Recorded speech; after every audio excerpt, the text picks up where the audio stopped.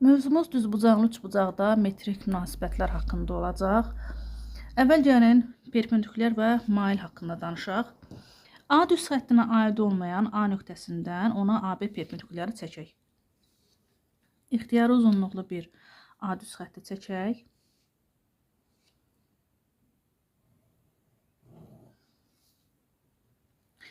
Və onun üzərində olmayan A nöqtəsindən həmin bu düz xəttə bir perpendikulyar endirək.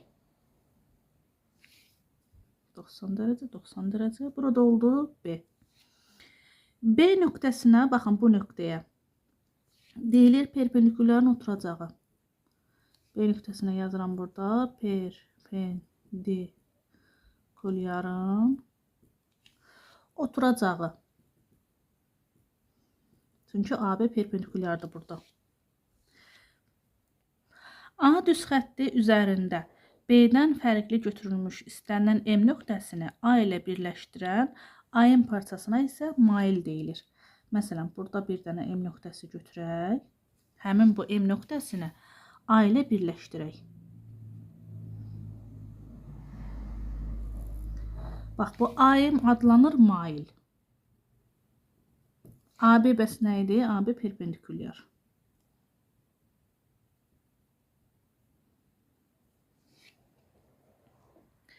MB parçasına isə A düz xətti üzərində, yəni bu mailin A düz xətti üzərində proyeksiyası deyilir. Burada yazıram proyeksiya. Təbii ki, burada Pifaqor teoremi öyrənir. Çünki A, MB düzbucaqlı üçbucaq alındı. A, B-nin kvadratı üzərinə gəl.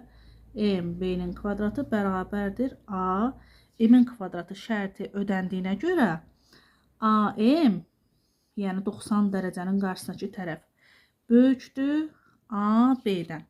Yəni düz xəttə aid olmayan nöqtədən bu düz xəttə çəkilən istənilən mail həmin nöqtədən çəkilmiş perpendikulyardan böyükdür. Yəni AM maildir və bu mail AB perpendikulyarından böyük oldu. Burada M-ə də həmçinin yazaq. M isə mailin oturacağıdır. B perpendikulyarın oturacağıdır. E mailin oturacağı. Düz xəttə aid olmayan ixtiyari nöqtədən bu düz xəttə yalnız bir perpendikulyar çəkmək olar. Baxın, A burada düz xəttə aid olmayan nöqtədir və bundan mən yalnız bir perpendikulyar çəkə bilərəm ki, burada düz xəttin üzərində 90 dərəcəli bucaq alınsın. Eyni nöqtədən düz xəttə çəkilmiş bərabər maillərin isə proyeksiyaları həmişə bir-birinə bərabər olurlar. Həmçinin nöqtədən düz xəttə 2 mail çəksək, bu maildən proyeksiyası, hansının proyeksiyası daha böyükdürsə, həmin mailin uzunluğu da daha böyük olacaq. Perpendikulyar və mail haqqında bu qədər kifayətdir. İndi gəlin həndəsi orta haqqında danışaq. A bölünsün X və bərabərdir X bölünsün B olarsa, uzunluğu X olan parçaya A və B parçaları arasında orta mütənasib parça deyilir. Yəni, mən bunları çarpaz vursam, X-X-a vururam, bərabərdir A vurulsun B. X-X-a vuranda X kvadrat eləyər, bərabər AB-yə. Hər tərəfdən kvadrat kök alsam, o zaman X bərabər olar, kök altında AB-yə. X parçası burada A və B parçalarının həndəsi ortası olacaq. Yazırıq, həndəsi orta. Gəlin belə bir nümunəyə baxaq. Uzunluğu 8 sm olan parça 4 sm və 16 sm olan parçaların həndəsi ortasıdır. Həndəsi ortasıdır. D. Yuxarıda yazdığım düstura görə gəlin bunu ispat eləyək. Uzunluğu 8-dir. Deməli, X-in yerinə yazacağım 8 bərabərdir. Digər parçaların uzunluğu 4 və 16-dır. A və B-nin yerinə yazıram 4 və 16.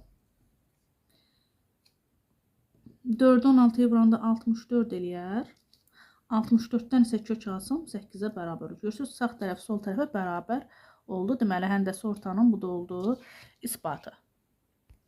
Digər bir metrik münasibətdən danışaq. Bu da düzbucaqlı üçbucağın hündürlüyü haqqında olacaq. Məsələn, ixtiyari bir düzbucaqlı üçbucaq çəkək. Sadəcə düzbucaqlı üçbucağı mən bu formada çəkəcəm ki,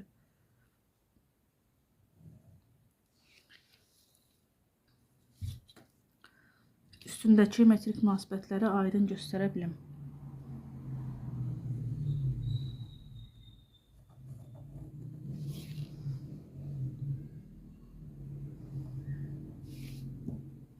Bu 90 dərəcə.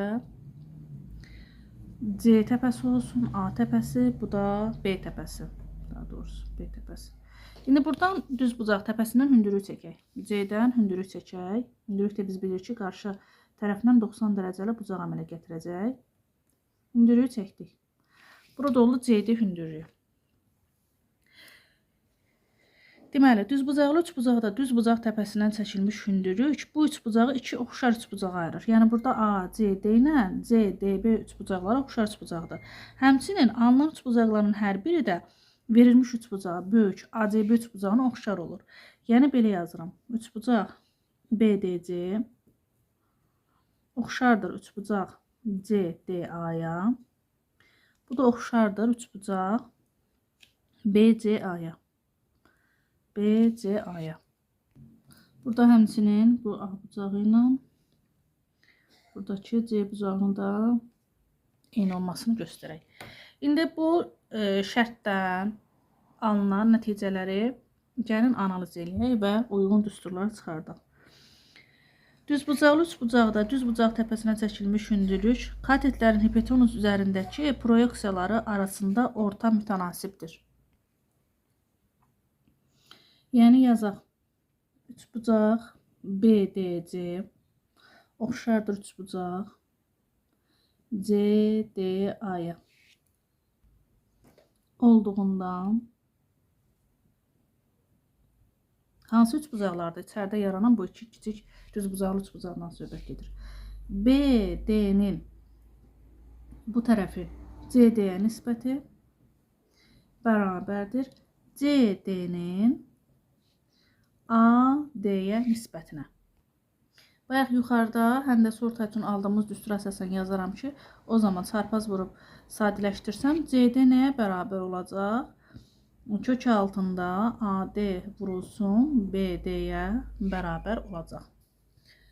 Sonra ikinci bir nəticəni də yazaq. Bu birincisi. İkincisi.